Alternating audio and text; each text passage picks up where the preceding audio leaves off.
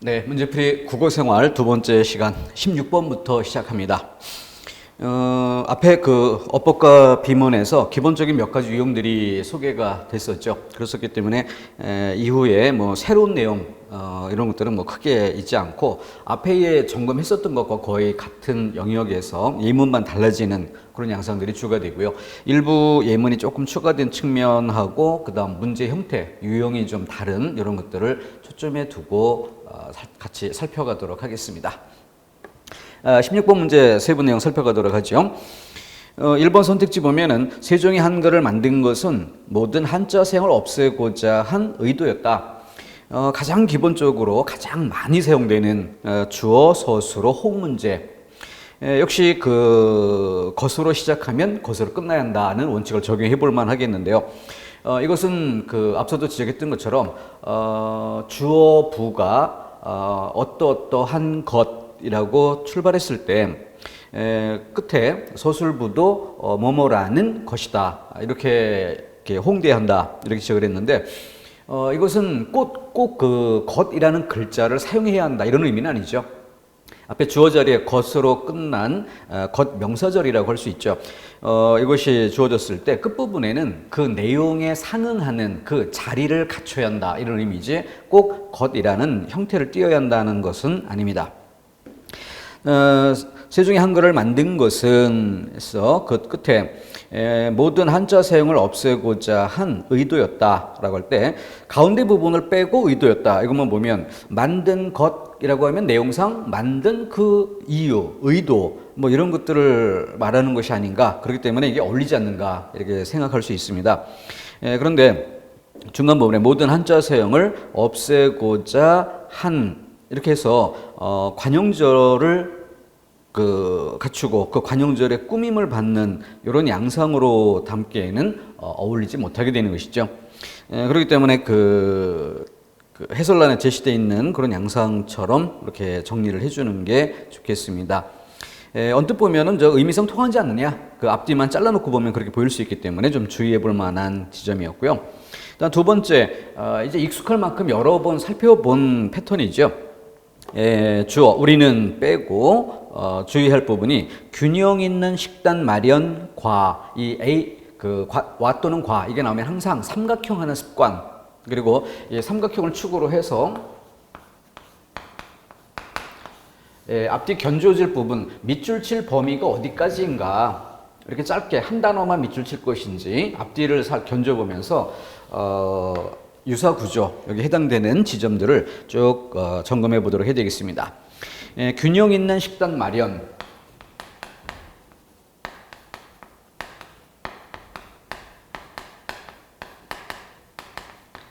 좀 지나친 명사와 구성이라는 지적을 해볼 만도 한데 자, 뒤에 쾌적한 실내 분위기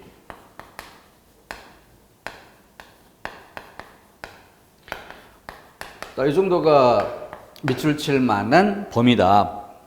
왜냐하면 그 뒤에 를이라는 조사가 나오고 있기 때문에 그 앞부분 이렇게 놓을 수 있는 것이고 그래서 거기에 상응할 만한 부분을 앞에 찾아보는 것입니다. 그런데 일단 눈에 띄는 것 자체가 여기는 4개 어절로 돼 있고 여기는 3개 어절로 돼 있고 이건부터가 다르죠. 자, 이와 같은 것이 나오면 총 점검해야 될 것은 4가지 영역이 기본적인 점검 범위다. 첫 번째는 앞에 수식어, 관용어가 있는 경우 이 관용어가 A와 B에서 A 부분만 꾸미는 것인지 A와 B를 모두 묶어서 둘 다를 꾸미는 것인지 이 부분이 의미상 명료하게 중의성 띄지 않고 명료하게 구별될 수 있는가. 그 다음 뒤에 소술부가 나올 때 역시 똑같이 뒤에 것만 대상으로 서술하는가 A와 B를 묶어서 한꺼번에 서술하는가 이런 부분 특히 그것이 서술어가 이중으로 나타나는 이런 구조일 때 의미상 중복이 될 가능성이 높습니다. 두 가지 점검사항이고 나머지 2개 뭐예요? 바로 이 2개를 앞뒤 부분을 내용의 면에서 살피는 것이고 그리고 형식, 짜임새 면에서 살피는 것이고 그랬을 때 균형 있는 식단 마련이라는 내용과 실내 분위기라고 하는 것은 대등한 차원에서 나란히 놓을 만한가라는 점 살펴볼 일이고요. 그리고 이제 무엇보다 이제 눈에 띄는 것 자체가 4개어절, 3개어절에서 짜임새, 형식 짜임이 적절치 못하다는 점을 생각해 볼 수 있을 것입니다. 균형이 있는 조소술 형태를 띠면서 수식의 양상이 되고 식단 마련 이 부분도 역시 식단의 관용격 조사가 생략된 것으로 볼 수 있죠. 그럼 여기는 그 수식과 피수식의 관계에서의 중의성, 즉 균형 있느니 식단만 꾸미는 것인지 그 식단이 결국은 뒤에 식단을 마련하다 이런 양상이 되니까 그 뒤에 것을 꾸미는 것인지 이 부분이 모호해질 수가 있고요. 여기는 쾌적한 실내 분위기, 그래서 쾌적한이 뒤에 것을 꾸미는 이런 구조가 되고 있는데 일단 그 어절 이것만 보더라도 균형이 맞지 않다. 형식적 짜임이 나란히 배열되지 못했다는 점을 지적해 볼 수 있겠습니다. 다음 세 번째가 적절한 것이고 네 번째는 아래 제시된 두 가지 통계 자료를 살펴보면 그래서 쉼표 찍고 그 뒤에 이어진 부분이 앞의 내용을 호응할 수 있게 이어받아야죠. 2000년대 이후 복지 정책에 상당히 큰 변화가 일어나고 있다. 살펴보면 이란 말과 호응될 수 있게 어구를 갖추는 것이 필요하겠습니다. 여기가 잘못된 지점. 그 정도. 그래서 예문 자체가 언뜻 읽어보기에는 조금 그럴듯한 느낌을 줄 수 있는 이런 예문을 썼다는 점에서 조금 난이도 있는 문장이다. 패턴은 기본적인 패턴을 사용하고 있는데 예문이 조금 더 감각적으로 딱 눈에 띄는 이런 예문들보다는 언뜻 보면은 큰 무리가 없어 보이는 이런 정도로 썼다는 점에서 약간은 난이도 있게 평가될 수 있겠습니다. 다음 17번 문제 이어봅니다. 역시 어법 문제고요. 정답이 1번이고 2번은 우리 기본서에서도 기본 강의에서도 항상 대표적인 예문으로 삼아서 다뤘던 그 문장입니다. 이게 또 뒤에 또 따로 또 출제되고 있는 걸 보면은 보편적으로 많이 사용된다는 것을 볼 수 있죠. 자, 인간은 자연에 복종하기도 하고 지배하기도 한다. 이것은 쉼표 뒷부분에 자연을이란 목적어가 나와야 하는데 그 앞에는 자연의 부사어고 뒤에는 자연을 목적어고 성분이 다르다는 거죠. 그것은 서술어의 성격이 다르기 때문인데 복종하다는 필수 부사어를 요구하는 그런 두 자리 서술어이지만 지배하다는 두 자리 서술어는 맞지만 목적어를 필요로 하는 부사어가 아니라 목적어를 필요로 하는 두 가지 서술어 그래서 그 차이점을 지적하려고 영어 문장의 경우를 이야기할 때 이형식과 삼형식의 차이라고 했던 거죠. 그래서 그런데 여기에서는 자연이라는 그 성분은 고려하지 않고 자연이라는 단어가 중복되는 것이기 때문에 동일한 단어가 중복되는 것으로 착각해서 지나치게 생략하는 데서 오는 오류다. 지나친 생략이 오류다. 이렇게 평가할 수 있죠. 다음 세 번째, 실수가 많을 수 있는 부분입니다. 신문과 뉴스를 열심히 시청하다. A와 B, 요거 나오면 항상 뒤에 서술어와의 혼관계, 이렇게 긴 게 아니라 하나의 단어 정도만 나와 있기 때문에 그때 흔히 쓰는 방법이 뭐예요? A와 B가 나타나면은 B와 뒤에 서술어는 호응이 맞게 만들어주고 앞에 것은 거리가 멀리 떨어져 있죠. 그러다 보니까 이 호응 관계를 목적식적으로 따져보지 않으면 감각은 잃게 되는, 어쨌든 뒤에 것과 서술어가 호응되기 때문에 앞에 것과 호응이 됐는지는 그다지 감각적으로 느낌을 갖지 않고 지나쳐 버릴 수 있죠. 그래서 주로 이제 앞에 것과 호응이 안 되게 하면서 틀린 것을 맞는 것처럼 위장하는 이런 방법을 많이 쓰는 거죠. 그래서 뉴스를 시청하다, 뒤에 것과 시청하다, 뉴스, 시청 어울리지만 앞에 신문 시청하다, 신문은 구독이지 시청이 아닌 거죠. 앞에 것과 호응되지 않게 하는 이런 방식이었습니다. 다음 네 번째, 철이는 영선이에게 그 가방을 주었는데 하고 뒤에 문장, 그 보답으로 철이에게 책을 선물했다. 그럼 여기서 만약에 그 내용이 앞문장의 주어와 동일한 주어가 반복이 되는 그런 경우라면 생략을 해도 무난하게 쓰일 수가 있죠. 근데 앞문장의 조건이 철이가 영선이에게 가방을 주다라는, 그러니까 사람이 두 명 등장을 하게 되죠. 그래서 그 뒤에 그 보답으로 철이에게 책을 선물하다라고 하면은 앞문장에 주어있던 처리가 뒷문장에서는 부서가 되고 있어요. 대상이 되고 있어요.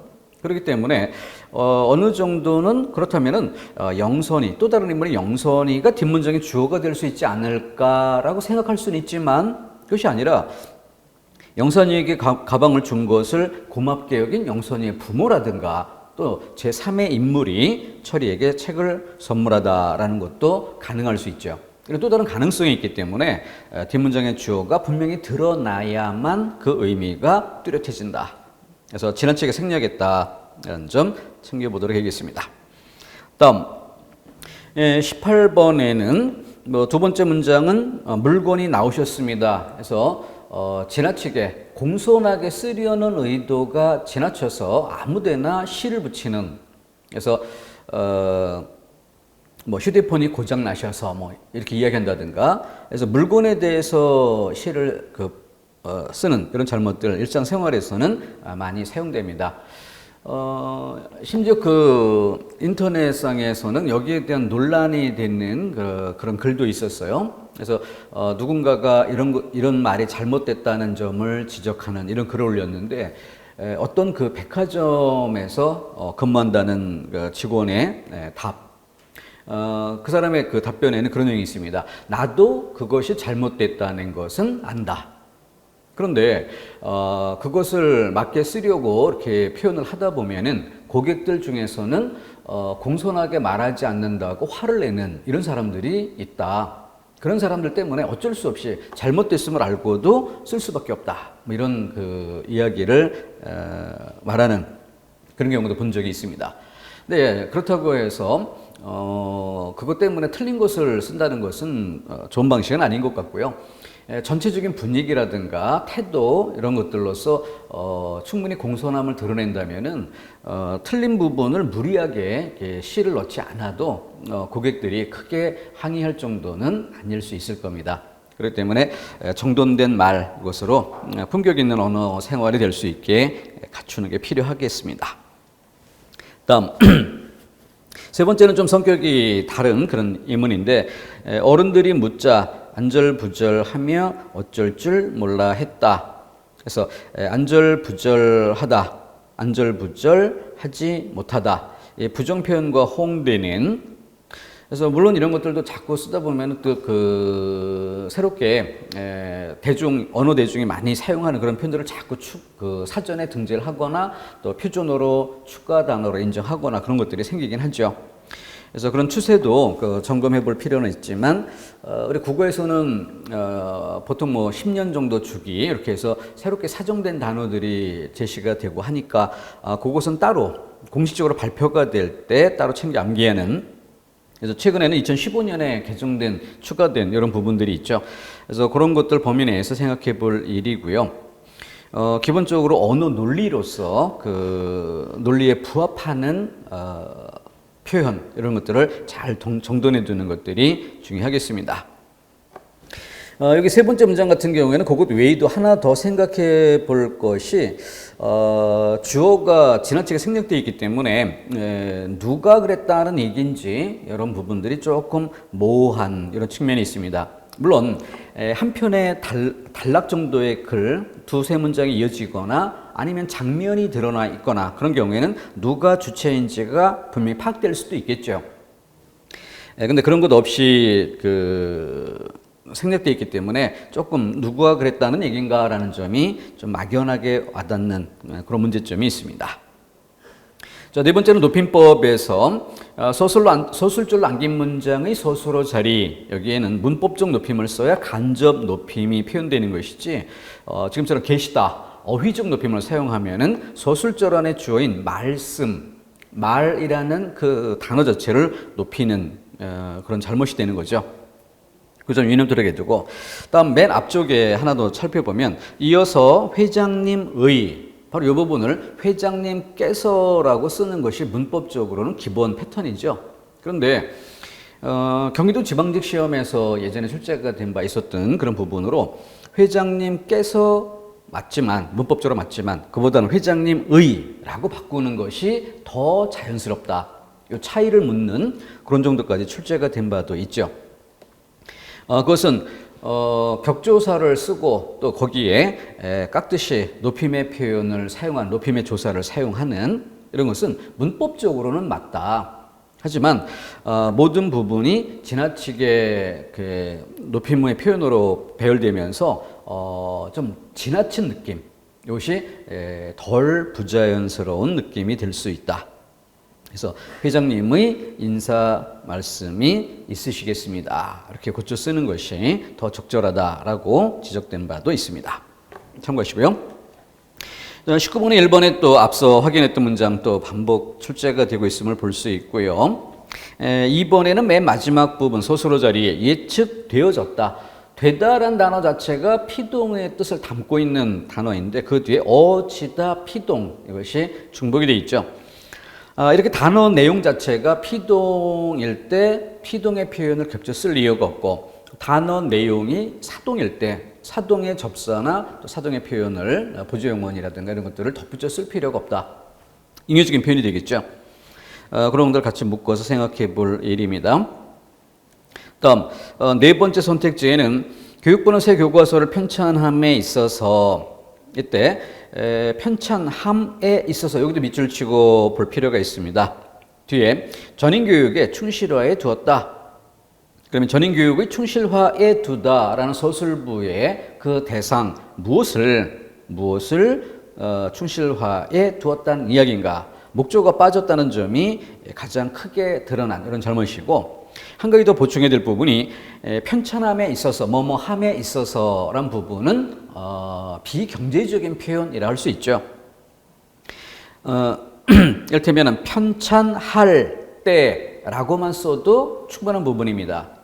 근데 그 부분을 불필요하게 명사형으로 바꾸고 그 뒤에 또 서술어를 붙이는 이런 형태로 썼기 때문에 뭐 지나친 명사화 구성이라는 지적이 될 수도 있겠고, 어절이 하나 더 늘어난다. 이런 점에서 비경제적이다는 점에서 지적해 볼 수 있습니다. 그래서 거기는 문법적으로 틀렸다고 지적할 정도는 아니지만은 효율적인 문장인가 아닌가라는 점에서, 그러니까 이 어법과 비문이란 부분이 과거에는 판단의 기준이 문법이었어요.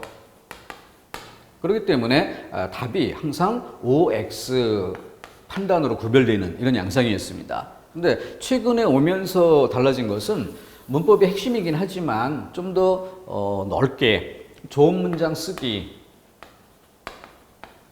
라는 차원으로 확대가 되는 것이고, 따라서 문법에 맞다라고 해서 항상 좋은 문장인 것만은 아닐 수도 있다라는 거죠.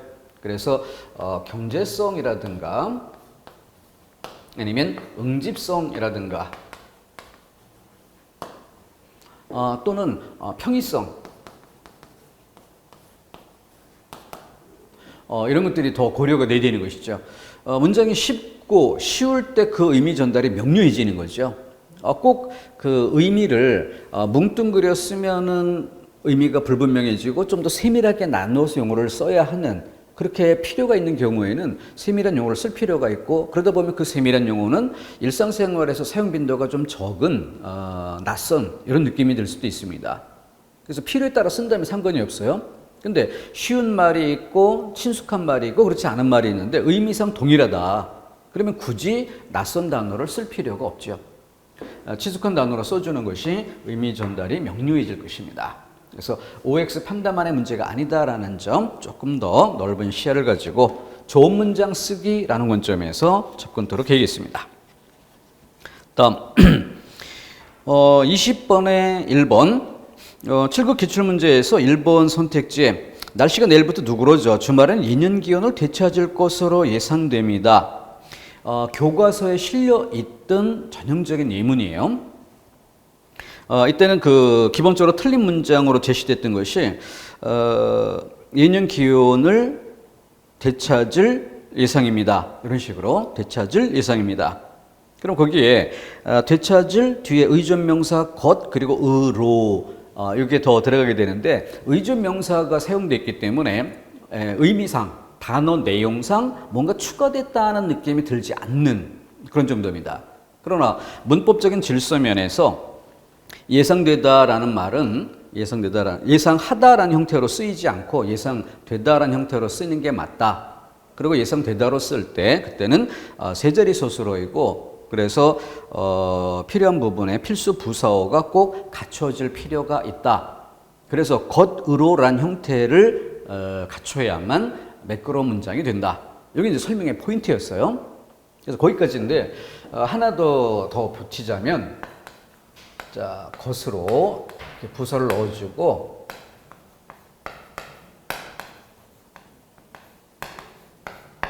그래서 예상하다 정장 틀린 것부터 순차적으로 쓰죠. 예상이다. 이건 틀린 형태고 이것을 고쳐서 예상되다. 이런 형태로 갖춰야 맞다. 이렇게 소개된 것이 교과서의 설명 영역이었고요. 그런데 한 발 더 나아가서 이것을 예상하다라고 바꿔주는 것이 더 좋겠다. 그러니까 그 이유는 우리말답게 쓰는 것, 여기다 넣을 수 있겠어요. 우리말다운 문장. 그래서 우리말다운 문장은 주동문 중심이고 능동문 중심이죠. 주동문, 능동문. 그렇기 때문에 이렇게 피동의 형태를 쓰는 것보다는 능동문의 형태를 쓰는 것이 더 적절하다. 영어의 수동태 같은 이런 느낌을 줄 수 있다는 거죠. 그래서 영어 문장에는 익숙하고 우리가 또 영어 교육을 많이 보편적으로 시행하고 하다 보니까 영어의 수동태 표현에 굉장히 익숙해져요. 그래서 거기에 익숙해 있는 사람들은 그 피동형으로 쓰인 이런 표현들에 대해서 이질감을 잘 못 느끼는 그런 경향이 있습니다. 뚜렷하게 우리말은 피동문이 자연스러운 것이 아니다라는 점 좀 목적의식적으로 챙겨야 될 것 같습니다. 그 정도. 자, 그것을 1번 선택지에서 좀 더 추가할 것으로 그렇게 이해되고요. 2번에 소개시켜주다, 소개하다 단어 자체가 사동의 뜻을 담은, 그러니까 되다가 피동의 뜻을 담는 것과 똑같은 것이죠. 그렇기 때문에 소개하다의 형태가 되는 것이지 소개시키다, 소개에 시키다를 덧붙이는 것은 의미의 중복이 되는 거죠. 다음 3번에는 불안한 수비와 문전 처리가 미숙하여, 그래서 A와 B와의 삼각형 표시해 두고 앞에 밑줄 칠 부분 불안한 수비, 뒷부분에 문전 처리가 미숙하여. 그래서 앞부분에 기대어 뒷부분을 통일하든 뒷부분에 기대어 앞부분을 통일하든 어느 한쪽에 맞춰서 통일해 주는 게 좋습니다. 그러면 불안한 수비, 관용어의 체언, 관용어가 꾸며주고 체언이 꾸밈을 받는 이 구조를 쓴다면 뒷부분을 어떻게 바꾸면 될까요? 미숙한 문전 처리, 미숙한 문전 처리 이렇게 바뀌어야 되겠죠.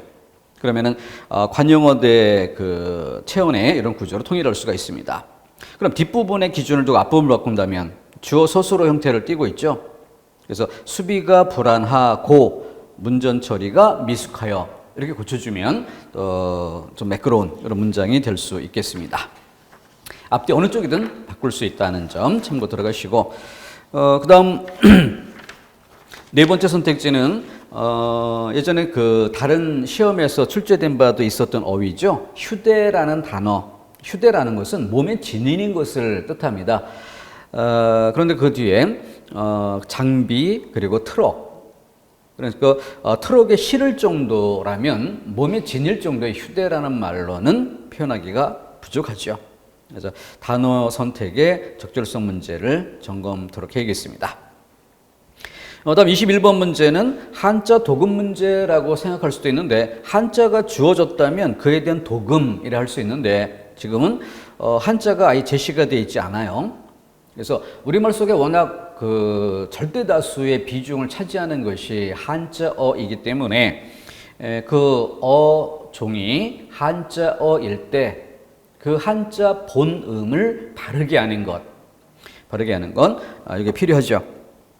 그러니까 이것은 우리 순수 고유어 영역에서도 이와 같은 것들이 있는데, 어근의 형태에 주의해야 할 것이라는 항목으로 묶을 수 있는, 그러니까 음성 언어로만 많이 이렇게 쓰다 보면은 표기로서는 별로 이렇게 안 써보는 이런 단어들이 꽤 많습니다. 입으로 말하고 귀로 들은 적은 많아요. 익숙해요. 근데 종이 위에 써 있는 걸 읽어보거나 내가 직접 써보거나 이럴 경험이 없는 그런 단어들도 의외로 꽤 많이 있습니다. 그러다 보니까 어렴풋하게 읽었을 때 느낌 이런 정도로 막연히 지나치는 그런 경향들이 있죠. 그래서 거기에 상응하는 그런 단어들, 한자에서도 그 도금이 좀 주의돼야 될 이런 단어들이 여기에 배치가 되어 있습니다. 일본에는 너무 괴념치 않는 것이 괴념, 생각에 넣어두는 이런 의미가 되죠. 그 다음 두 번째는 발췌. 그래도 비교적 구급 시험답게 어려운 단어는 아닌 이런 것들이 어휘가 선택이 됐기 때문에 그것으로 좀 더 좀 수월해진 그런 측면이 있습니다. 세 번째 와회 했는데 와해 이것은 그 기와 지붕이 무너지다 이런 뜻인데 그 기와가 무너진다는 뜻을 비유로 쓰는 그 이유는 기와가 이렇게 서로 맞물려 있고 맞물려 있는 형태로 지붕 전체가 온전히 유지가 되는데 그 중에 어느 하나가 깨지거나 하면 그 연쇄적으로 그 주변의 것들이 같이 흘러내리거나 이렇게 무너지는 이런 양상으로 나타납니다.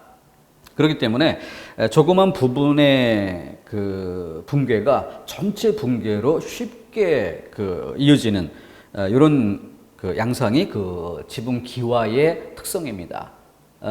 그래서 비유의 보조관용으로 많이 사용되는 거죠. 또 우리가 우리 생활 속에 아주 밀접한 구체적인 사물 이런 것들이 추상적 관념을 표현하기에 적합한 왜냐하면 친숙하니까 쉽게 어떤 것인지 그 의미를 연상할 수 있기 때문이죠. 그래서 아주 뛰어난 인재나 이와 같은 경우를 뭐 기둥에 빗댄다든가 대들보에 빗댄다든가 이와 같은 양상하고 같은 거죠. 그래서 기와가 무너지다의 뜻으로 와해라는 점.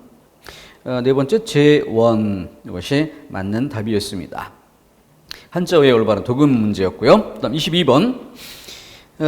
습관적으로 쓰다 보면은 그 글자 속에 담긴 뜻을 크게 의식하지 않고 습관적으로 쓰기 때문에 그런 거죠. 그러다 보면은 실수할 때가 꽤 있습니다.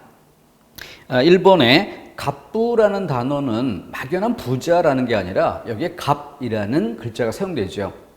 우리는 또 많이 그 문제로 지적되고 있는 것으로 갑질 뭐 이런 말들이 있잖아요. 그것은 갑과 을의 관계라는 점이 대비된다는 것을 알 수 있고 이것을 통해서 또 한자 나이 표현법 여기서 천간, 갑을병정, 무기경신 이 순서가 있다는 점 거기서 갑은 그래서 1이라는 숫자가 담겨 있는 것이죠. 그래서 바로 앞에 제게 3위라는 말이 전제되어 있기 때문에 제게 3위 그러면은 뭐 아주 큰 부자다라는 뜻으로 거부 이런 정도는 쓸 수 있지만 명확하게 1이라는 숫자를 담고 있는 갑부라는 말은 매끄럽지 않다. 다음 두 번째 전에 출제가 된 바 있었던 어휘인데 의미가 서로 상반되는 이를테면 단어가 짝을 이룰 때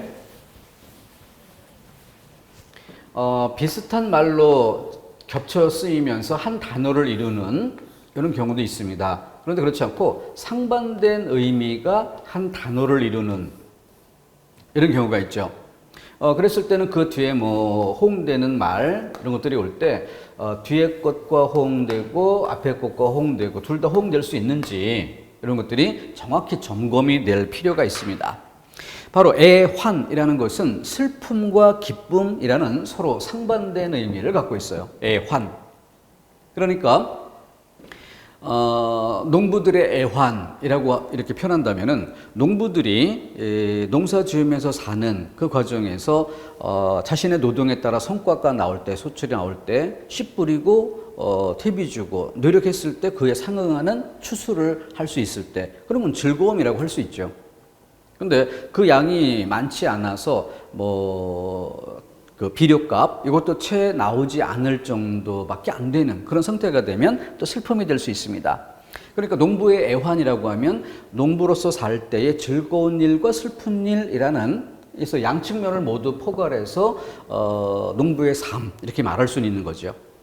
근데 지금처럼 뒷부분에 청년들의 애환을 감싸주고 위로해주다 그럼 뒤에 감싸주고 위로해주다라는 서술어가 나오니까 그런 경우는 애환이라고 할 때 슬플 애 여기에 해당돼서만 호응될 수 있는 것이지 기쁨에 대해서 즐거움에 대해서 위로하다라는 것은 어울리지 않는 거죠. 이런 것들이 정확하게 한자 낱글자 잘 점검이 되어야 될 부분이겠습니다.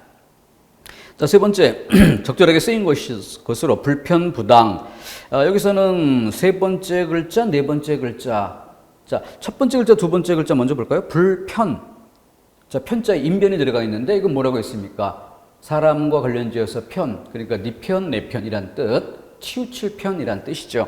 그러니까 불편하면 한쪽에 치우치지 않게란 뜻이 되고 뒤에 부당, 이때 당자를 주목해야죠. 이 글자는 무리당이란 글자입니다. 그러면은 아닐 불자를 써서 부당이라고 하면 무리를 짓지 말고 이런 뜻이에요. 좀 부정적인 의미로 패거리를 짓지 말고.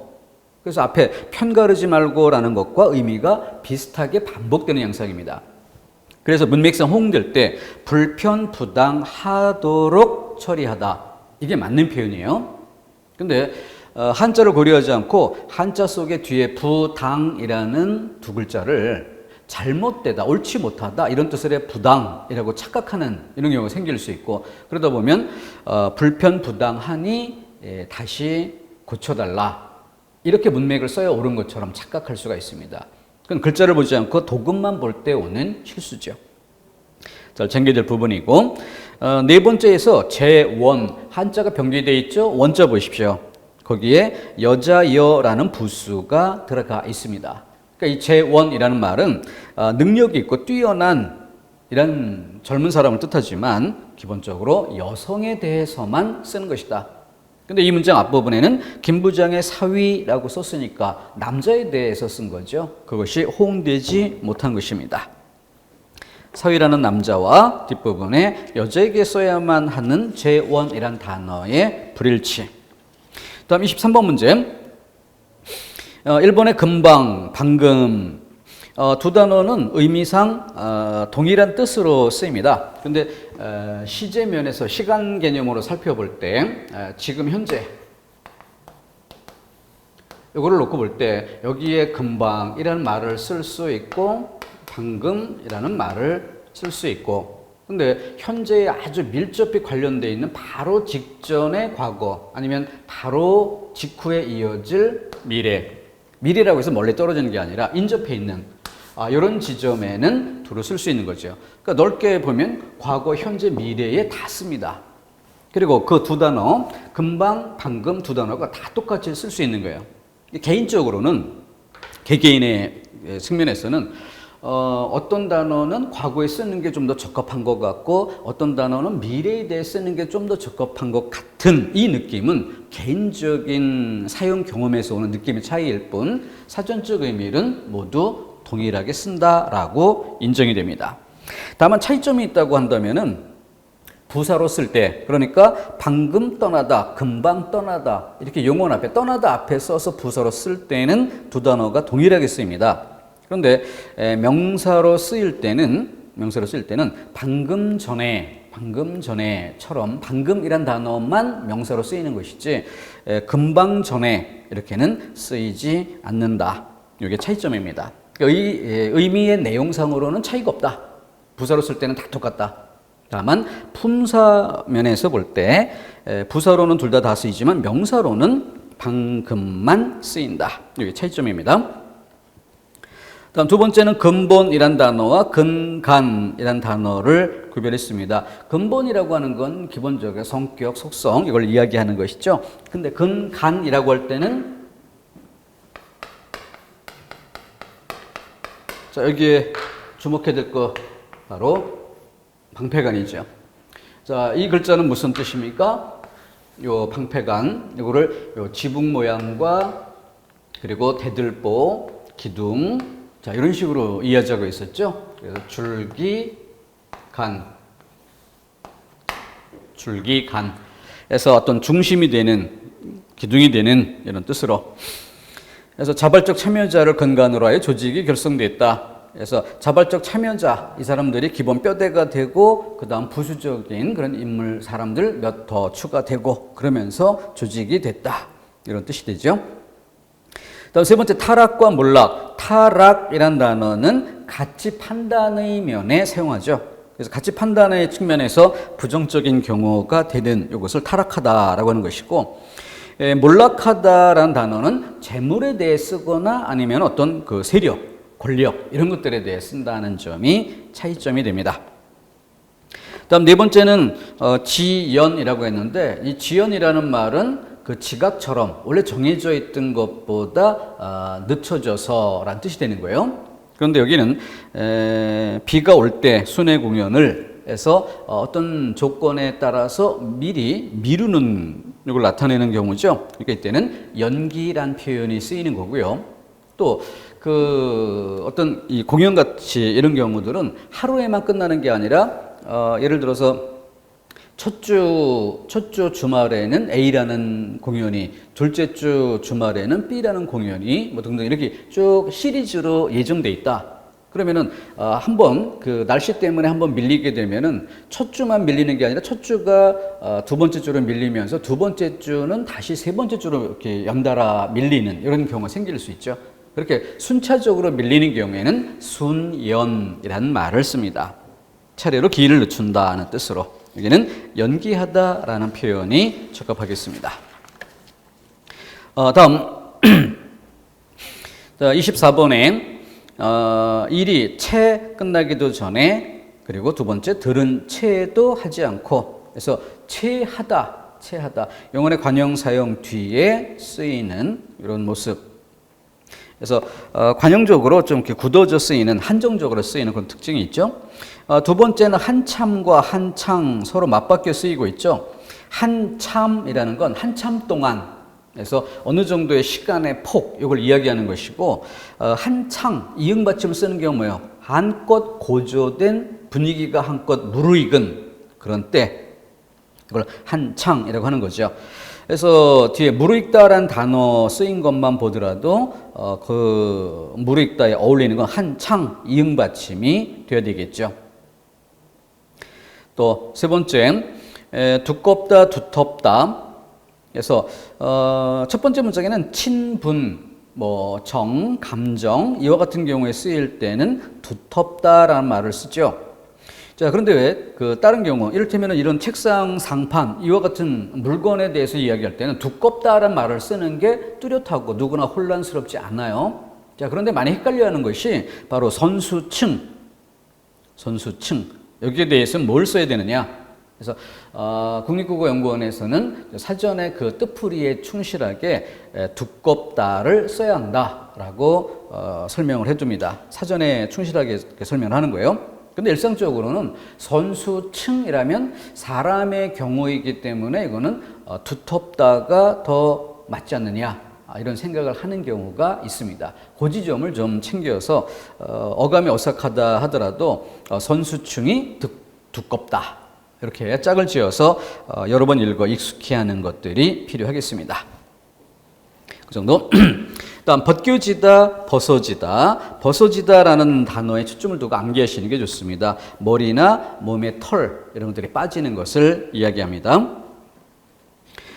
다음 25번에는 첫 번째 괄호 기억에는 혼돈 아니면 혼동 어느 게 어울리는가의 문제인데, 마구 뒤섞인 상태에서 어느 것인지가 불분명한 이런 경우에는 혼돈이라고 쓰는 것이고, 혼동은 언제? 이응 받침을 쓸 때 언제? 대상은 드러나 있고 이미 알려져 있는, 드러나 있는 두 대상, 근데 둘 중에 어느 것이 맞는지는 헷갈리는 이런 경우를 혼동이라고 하는 거죠.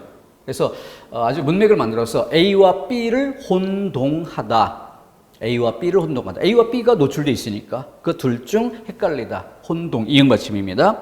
그런데 지금 첫 번째 문장에는 외래문화의 무분별한 수입은 가치관의 무엇? 이렇게 했으니까 가치관이 A와 B 두 가지로 양상에 드러나 있는 게 아니죠. 그래서 혼돈. 내용 자체가 명확히 드러나 있지 않은 경우를 이야기합니다. 다음 니은에는 지양, 지향이란 단어의 선택을 묻고 있는데, 지양, 변증법에서 이야기했던 거죠. 보다 발전적인 것으로의 통합이란 뜻으로. 그래서 뒤에 희망찬 미래로 나아가자라는 문맥이 있죠. 그에 접합하도록 지양. 희망찬 미래로 나아가기 위해서 앞부분에 세대 간의 갈등, 이것은 줄여야 되겠죠. 그래서 보다 발전적인 것을 위해서 무엇을 하지 않음, 여기 지양입니다. 다음 마지막에 개발. 이때 개발이라는 말은 10개자라고 하는데 입구자에 주목하면 될 것입니다. 아까 줄기간자도 이 방패간자에 초점을 두면서 이해했던 거고요. 개발할 때 입구자. 그럼 입구자가 무엇을 의미하는가? 말로써 내재된 자질 따위가 드러나게, 그렇게 해서 일깨워주다 이런 뜻으로. 그에 비춰 개발이라고 하는 것은 화살표를 표시할 수 있는 것처럼 A의 상태에서 B의 상태로 뭔가 발전적인, 달라지게 하는 이런 부분이 명확히 드러납니다. 그래서 이런 것들이 어떤 사물에 대해 쓰거나 그러면은 개발이라는 부분이 명료하죠. 그래서 사람이나 이런 경우에 쓰일 때 이때 헷갈릴 수 있는 것입니다. 그래서 개발이라는 것은 입구자, 말로서 일깨워 주어 내재되었던 가치를 드러나게 함, 이렇게 맥을 잡아주는 것이 가장 쉽게 정리하는 방법입니다. 다음 26번. 역시 문맥에 맞게 어휘의 적절성 문제를 다루고 있습니다.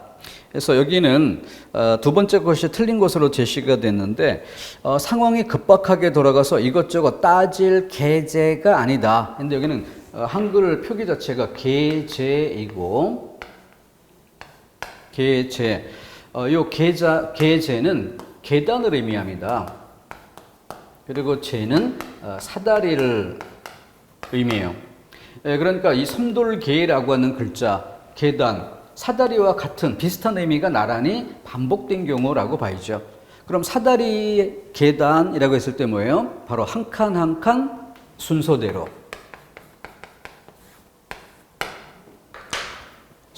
그러니까 이것저것 따질 계제가 아니다라는 말을 이것저것 따질 상황이 아니다, 따질 형편이 아니다, 이렇게만 막연히 이해하고 넘어갈 때가 많은데, 물론 그렇게 해도 이해가 되는 거지만 그 의미의 본래 출발점, 낱글자의 의미, 계단을 한 칸 한 칸 올라가듯, 사다리를 한 칸 한 칸 올라가듯, 그렇게 순서, 여러 가지 전체 상황 속에서 지금 현 단계, 현재의 수준, 이걸 이야기하는 것이죠. 그런 의미에서 상황, 형편이란 뜻으로 쓰이는 것입니다. 그 점을 챙겨 들어가시고요. 다음 27번에 역시 아까 사용되어 있었던 진달래가 한참이다, 진달래가 한창이다, 한껏 고조된 무르익은 때, 이응받침이죠. 다음 두 번째, 기획안을 결제해 주세요. 결제. 이것도 한자 시간에 다 강조했었던 부분인데, 서류라고 할 때는 결제, 뭐 외상값 따위 대금이라고 할 때는 결제. 자, 이때 초점이 될 부수로 암기하게 있었죠. 결제할 때는 뭐였어요? 글자 속에 무엇? 바로 옷의가 들어있다. 옷의. 그래서 이것을 가지고 뭐 종이, 문서 이런 의미로 이해하도록 강조드렸었죠. 결제할 때는 삼수변 강조했었고요. 삼수변. 그래서 강을 건너다. 이런 구체적인 의미로부터 좀 더 추상적으로 소유권 따위를 넘겨주다. 이런 의미로 그렇게 해서 부수에 초점 두고 정리하자 했던 어휘였습니다. 그 정도. 세 번째는 여위다라는 표현 자체가 잘못되어 있죠. 여기는 여의다와 야위다. 야위다는 쌀이라고 쓸 뻔했네요. 살이 빠져서 헬스케지다 이런 의미가 되는 것이고, 여의다는 부모님을 여의다라고 해서 사람이 죽다의 의미가 되죠. 죽어서 이별하다. 다음 28번 의미 중복인데, 의미 중복에서 가장 흔히 나타나는 모습이 바로 한자어 대 고유어의 의미 중복입니다. 경우에 따라서 양이 훨씬 많은데 좀 적지만 한자어와 한자어가 의미가 중복이 되는 이런 경우도 있어요. 그래서 이런 경우에는 한자이기 때문에 그 속에 담긴 낱글자의 의미, 이걸 꼼꼼히 챙기지 않으면 관성적으로 지나쳐버리는 이런 경우가 될 수 있죠.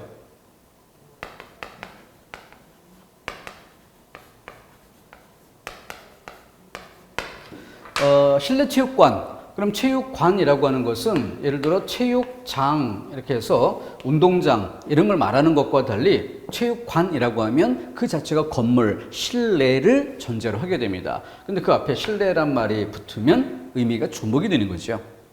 그래서 한자와 한자이기 때문에 그게 잘 의식되지 않을 수 있습니다. 양이 적지만 그래서 이 부분이 오히려 시험에서는 더 중요하다 할 수 있어요. 한자어하고 고유어가 중복이 되는 일은 아주 많이 나타납니다. 그것은 이미 고유어가 존재하는 그런 상황에서 한자어가 들어올 때 또 한자를 좀 더 고급 언어처럼 선호하는 이런 분위기가 있고, 그러다 보니까 이 한자어가 고유어를 완전히 밀어내서 고유어가 사라지는 경우도 있지만, 그러지 않고 고유어가 살아남을 때 의미가 중복이 되는 이런 일이 많습니다.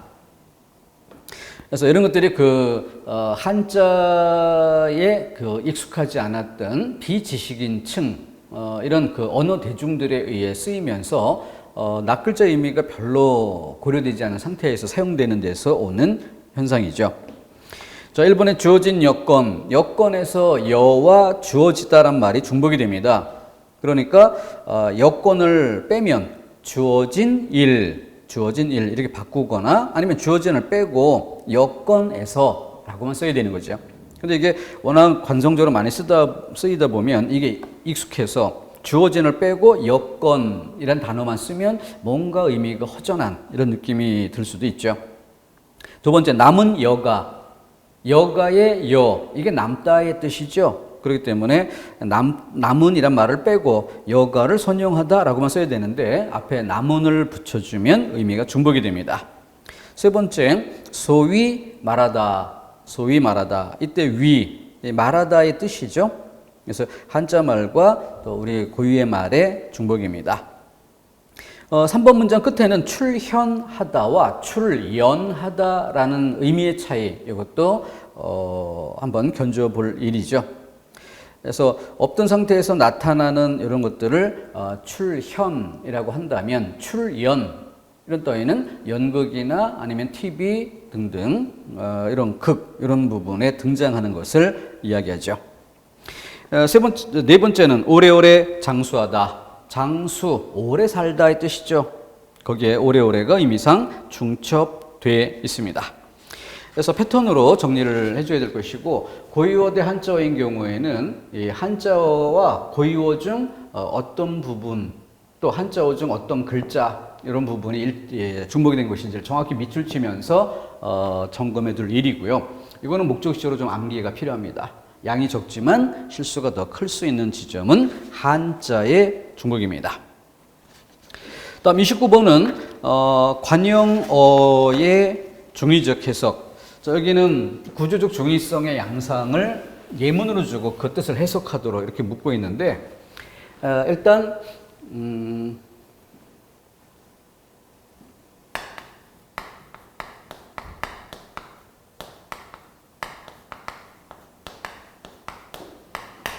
자, 누나의 친구처럼 이렇게 피수식어가 있고 명사가 사용된 형태로 관형어, 꾸미는 말이 오게 되면은 그 뒤를 이렇게 꾸며주게 되는데, 용언의 관형 사용과 달리 여기에는 그 자체에 명사가 사용되어 있어요. 그래서 그 자신이 또 다른 관형어에 의해서 꾸밈을 받을 수 있는 이런 여지가 있죠. 그래서 문제가 되는 것은 이렇게 1번의 해석과 2번의 해석, 이것에 문제가 되는 거죠.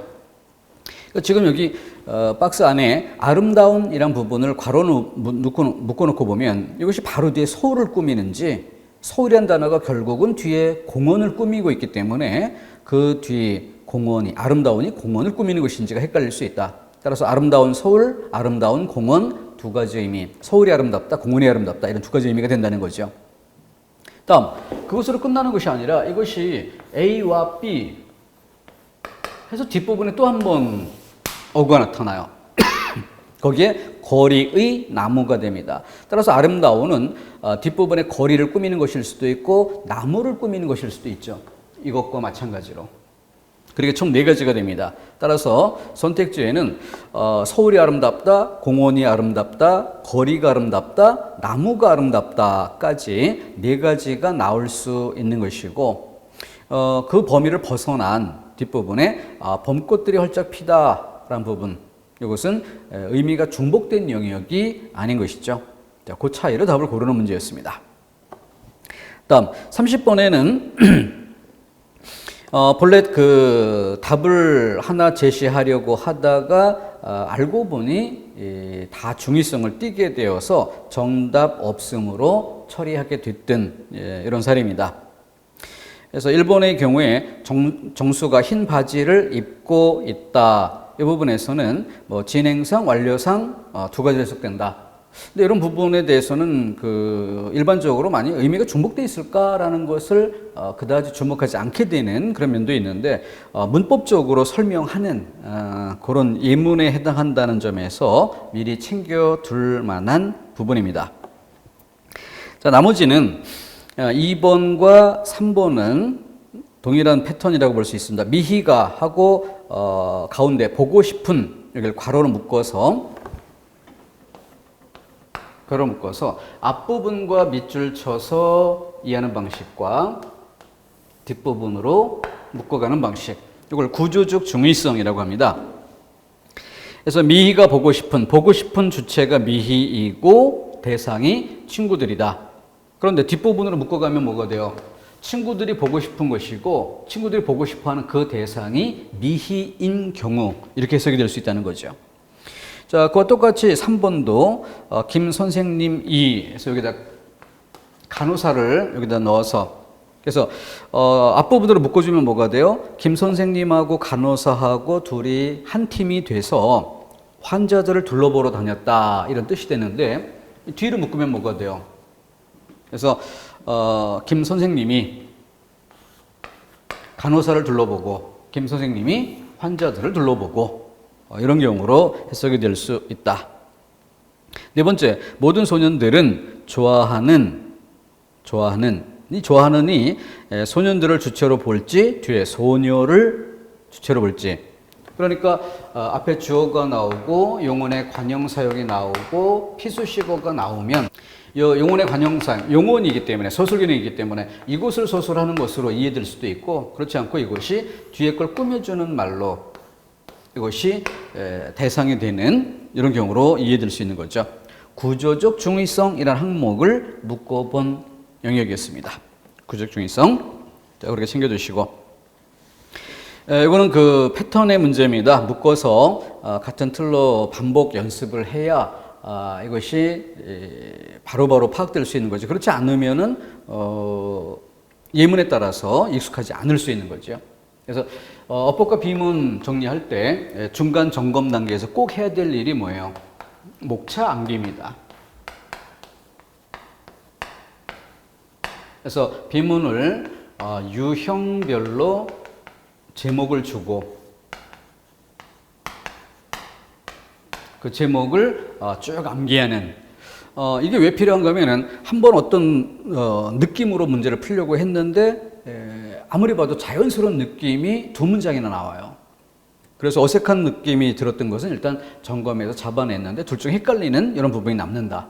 그때 다시 한번 읽어보면 여전히 똑같은 느낌만 반복이 됩니다. 결국 찍게 될 수 있죠.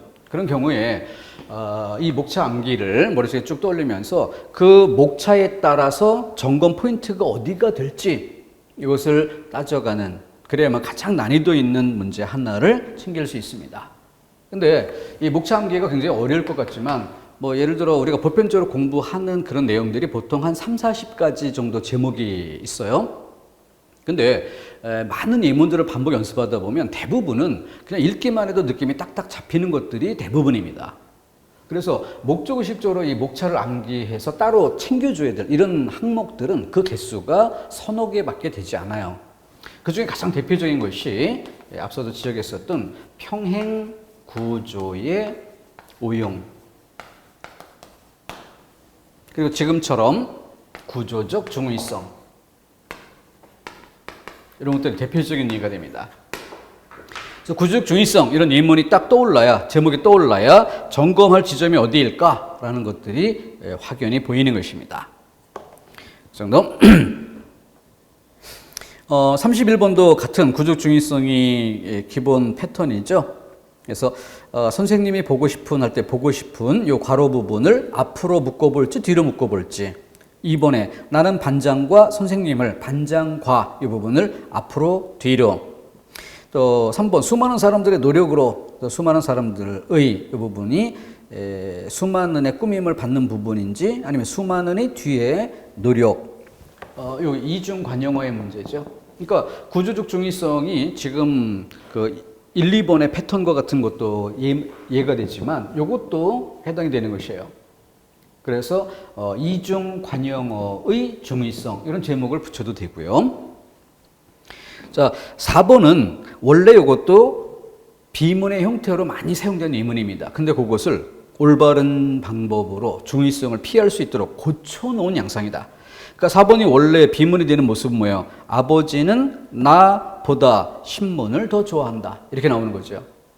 그러면은 아버지가 신문을 선택하고 나를 버렸다, 이런 뜻으로 해석되는 경우와 내가 신문을 좋아하는 정도, 아버지가 신문을 좋아하는 정도, 이 두 가지를 견뎌볼 때 내가 좋아하는 정도보다 아버지가 좋아하는 정도가 더 크다, 이런 뜻으로, 물론 후자의 뜻으로 말하려는 의도겠죠. 그런데 잘못 쓰면 아버지는 나보다 신문을 더 좋아한다 라고 하면 아버지는 나는 미워하고 신문은 좋아한다, 이런 뜻으로 읽힐 수 있습니다. 그렇기 때문에 지금 여기에서는 나보다라고 쓰지 않고 나를 좋아하는 것보다 이렇게 풀어줌으로써 그 의미가 명료해지게 고쳐놓은 상태인 거죠. 자, 이것이 중의성을 띌 수 있는 양상 같이 좀 짚어보는 게 좋겠습니다. 자, 32번은 이 가가 보조사의 문제점 지적했어요. 그래서 뒤에 국어 성적도 좋고 이게 나와 있으니까 앞부분에 수학을 말할 때는 특별한 보조사 없이 쓰거나 아니면은 격조사를 쓰는 이런 정도로 써야 되는데, 수학 성적은 이렇게 대조보조사를 써버리면 뭔가 다른 과목은 안 좋다는 느낌을 전제를 깔게 되죠. 그런데 그 뒤에 국어 성적도라고 말하면 느낌이 기대했던 느낌과 좀 달라지기 때문에 어색함을 느낄 수 있게 됩니다. 두 번째는 직접 인용 조사, 간접 인용 조사 이 차이점을 이야기했고, 다에서는 어미, 면서, 이 면서라는 것은 동시성을 드러내는, 동시성을 예를 들어서 밥을 먹으면서 말하다, 밥을 먹는 행위와 말하는 행위가 동시에 나타나는 거죠. 울면서 먹다, 음식을 먹는데 동시에 울고 있다 등등 동시적인 상황을 나타내는 거죠. 그런데 3번에는 면서는 두 동작의 동시성을 나타내지 못함으로 이렇게 설명한 이 설명이 잘못됐다는 거죠. 동시성을 나타낼 수 있는 것입니다. 뒤에 고로 바꿔 쓴다. 그럼 이거는 동시성보다는 순차성을 나타내기 위해서 바꾼다, 이렇게 설명하면 타당하죠. 그런데 면서라는 어미가 동시성을 나타내지 못한다고 한 것은 어미의 성격을 잘못 파악했다, 잘못 설명했다. 다음 33번 사동이나 피동, 이것이 사동 피동의 표현법과 중복이 될 때 의미상 중첩되는 그런 문제가 생길 수 있죠. 소개시키다, 소개하다가 이미 다른 대상을 시키는 사동의 의미가 있죠. 그러니까 뒤에 시키다가 중복되면 안 된다, 이런 맥락인데, 여기에서 2번은 타당한 경우, 2번 시키다, 이게 타당한 경우는 뭐예요? 바로 시킬 만한 다른 대상이 앞에 있기 때문이죠. I. 그러니까 부모가 아이를 입원할 수 있게 부모가 아이에게 시키다 이런 뜻이 성립되기 때문에 적절한 것입니다. 근데 이걸 예를 들어서 검찰은 수사관을 뭐 합천으로 급파하여 전두환 전 대통령을 구속시켰다. 이렇게 이야기하면 이때 구속시키다라는 말은 검찰이 구속하는 그런 것인데 수사관이 구속을 하도록 검찰이 수사관에게 시켰다. 이런 의미가 되는지 의미가 모호해질 수 있다는 거죠.